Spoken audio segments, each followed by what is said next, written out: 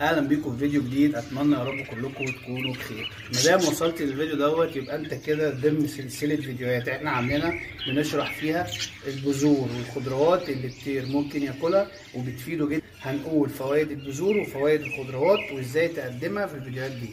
عملنا سلسله فيديوهات قصيره، الفيديو لا يتعدى دقيقتين او 3 دقايق. كل فيديو بنشرح فيه حاجه زي الجرجير، الفجل، البذر، الكتان وهكذا. مش هطول عليك، يلا بينا نبدا الفيديو.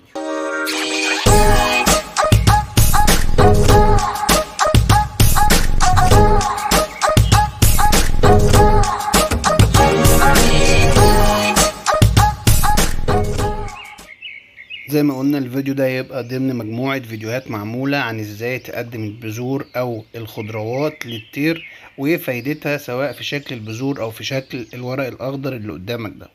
في الفيديو ده هنتكلم عن الجرجير. هنبتدي بفوائد البذور بتاعة الجرجير. يعني الجرجير مش ممكن يتقدم اخضر بس، لا، ممكن يتقدم ورق اخضر وممكن يتقدم بذور زي اللي قدام حضرتك ديت. البذور ممكن تتقدم ضمن خلطة بيبقى اسمها بذور الطاقة، ممكن تتقدم لوحدها، والورق الأخضر برضو ممكن يتقدم لوحده. وفي تنويع عايز أقول عليه قبل ما نبدأ الفيديو، إن الورق الأخضر سواء كان جرجير أو أي خضروات تانية لازم تاخد بالك إن كترها ممكن يعمل إسهال للطير وممكن يتعبه. عشان كده بنقول نقدم 2 أو 3 مرات بحد أقصى في الأسبوع، ما يزيدوش عن كده، وبيكون عودين بالظبط. يعني ما بنحطش كمية كبيرة، لان زي ما احنا عارفين مهما كانت الحاجة مفيدة كترها دايما يقلب العكس، يقلب ضدها على طول ويجيب نتيجة عكسية. طيب خلينا نتكلم بقى على بذور الجرجير وعلى فوائد بذور الجرجير. البذر بتاع الجرجير فيه فيتامينات كتير جدا، زي فيتامين سي واي واي وكي وبي.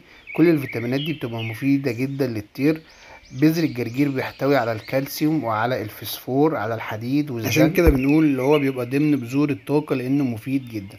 الورق الاخضر برضو بتاع الجرجير منشط جنسي صريح ومن العيار التقيل. لو سألت واحد قول له انا عايز احفز طيري على التزاوج، يقول لك اديله عودين جرجير 2 في الاسبوع، لان هو منشط قوي جدا. غير كده هو بيسكن الالم، بيساعد على امتصاص الكالسيوم في الجسم، بينقي الدم وبينشط الجسم، بيفيد في نزلات البرد جدا. يعني فوائده كتير جدا. ده كانت حلقة بسيطة سهلة جدا على الجرجير، فوائده سواء كان بذور او ورق اخضر.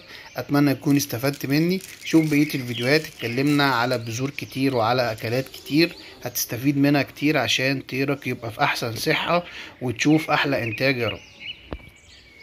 في نهاية الفيديو اتمنى تعمل لي لايك واشتراك للقناة عشان نكبر، وهنكبر بيكو باذن الله.